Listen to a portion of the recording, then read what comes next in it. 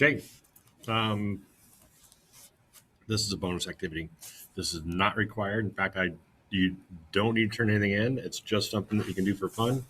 It will build some social study skills, and it's something fun that you could do with family members over the holidays. So here's what I want you to do, or here's what you can do. Genealogy. Okay. It is actually one of my hobbies. I really enjoy it because it combines my history, love of history, with finding out about ancestors and getting that history more personalized.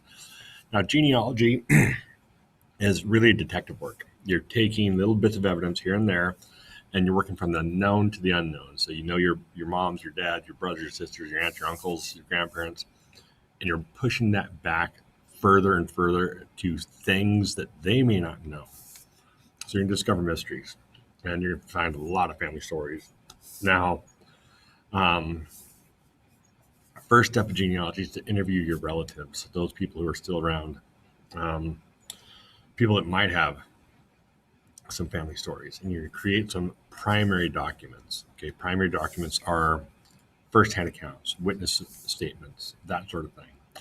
And you're going to move from those primary documents to secondary documents, things that give you evidence, that support the stories that you're going to hear here soon.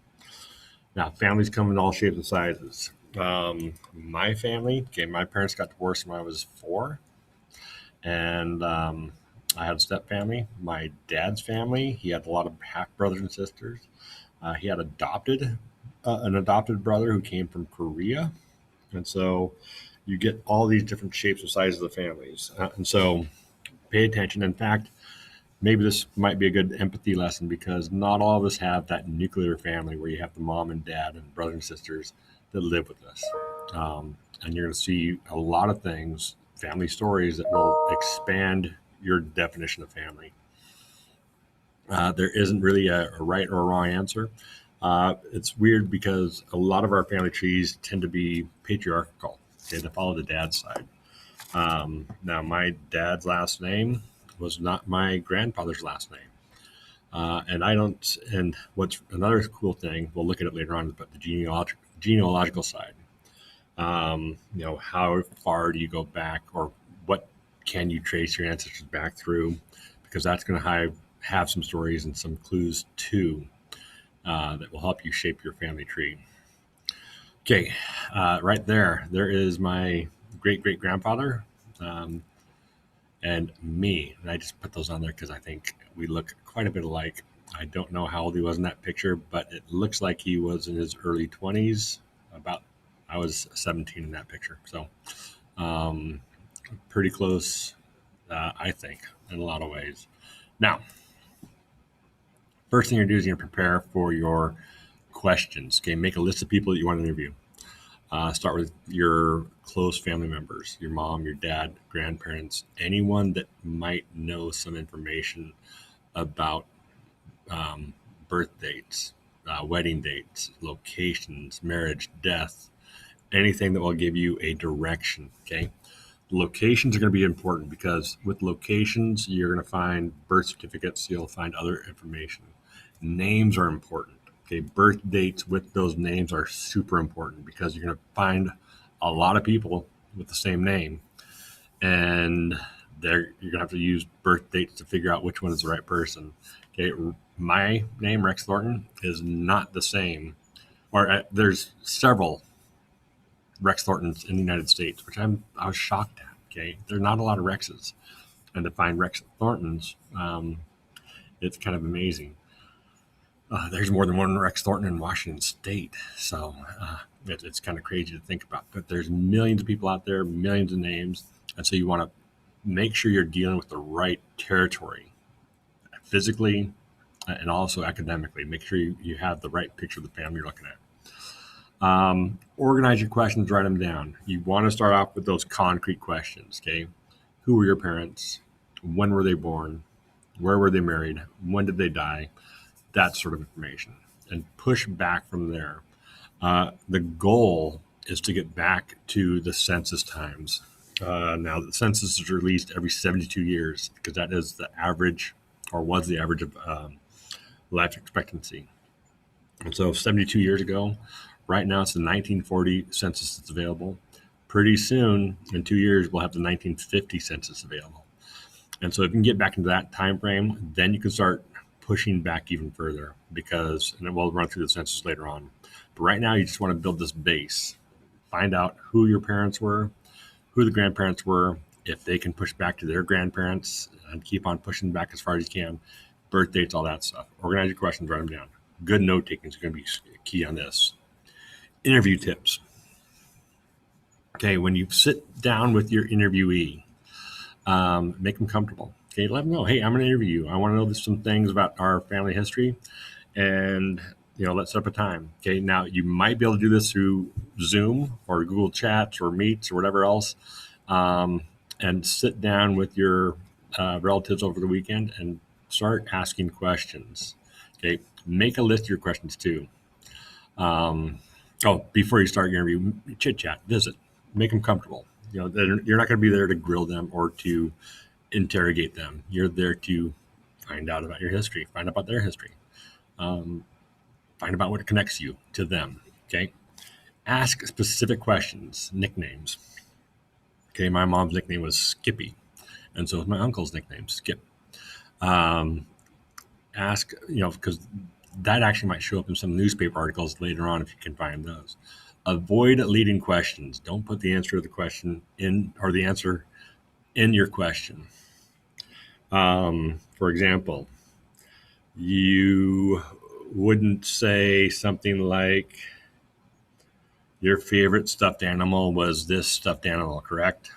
Okay, because you're looking for them to say, yeah, and that's not going to be it. You want to give them, say, hey, what was your toy as a kid? Did you have any toys? And let them answer those questions. Don't give them that answer to begin with. Listen for contradictions. Okay, if they say one thing, they might come up with, say, well, so-and-so was married to this person, but then they might change it and say that they're actually married to somebody else. Okay, that could be a tip or a lead. It might show you something else in your family tree.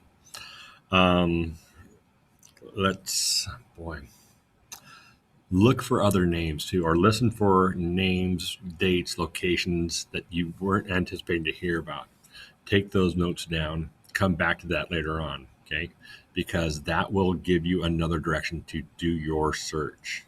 Now, also ask for prompts. Say, hey, do you have any books, pictures, artifacts, heirlooms, Bibles, Qurans, whatever a family might keep around, and bring those out, because those are going to spark memories for the person you're interviewing. Maps are also a good thing, because then they can look at the map and say, okay, this is where this happened or that happened. But this will also bring a piece of paper, a blank piece of paper, so you can draw on relationships. Later on, we'll give you guys a family story that will show, I really had to draw this out to figure out where these people were and how they were related to me, and if they were related to me. Now, don't believe everything your family says, because a lot of times people want to hide the truth. They might have family legends they're going to give you, stories. For example, one of my great uncles, he died back in Illinois in the 1950s, and I still don't know what happened to him. There's some mystery there, and my great aunt blamed herself, and she never opened up to tell us why. So there are some stories there that are still yet to be discovered. Be patient. Stories come. Relationships and stories are unfold with time. And so sit down, build that relationship with your loved one, figure out what's going on. People will tell you what they want you to know. And sometimes you can figure out a lot more from what they tell you, things that go behind what they're actually trying to say. Now, take notes, write down your information, and say thank you when you're done. Let's see. Oh, here are some templates for you. You can actually print these off. This will be on the slideshow. Oh, it does go there. Good. So it'll give you your template. Now, this is a blended family tree template. It will show you, for example, if your mom and dad are divorced, remarried, and you have half siblings. It has your grandparents. It has your biological parents. It has your step family, half brothers and sisters, all those things. Um, and so these are live links. Here is a pedigree chart that goes down the traditional family line. This is an adopted family tree chart. Now, there might be some kids who are, oh, no, that won't open up for me. Um, there might be some kids who are in a foster family. Okay. And so you're in with a temporary family. You might be able to figure out some information if you have contact or if your foster family has information. Family tree or family unit charts, specific charts about a specific ancestor. I fill these out all the time so I can look for contradictions. This is a little kid family tree up there in the corner. But you can use all of those things to try and figure out your family tree, figure out the stories. And again, we're working from the known to the unknown. On the next family tree chat, I will be looking at web sources. How can you do internet research with your family tree? Okay, this is not required. This is something fun, but it can be a lot of fun. You can find out a lot of interesting things that happen in history and your history too. Take care.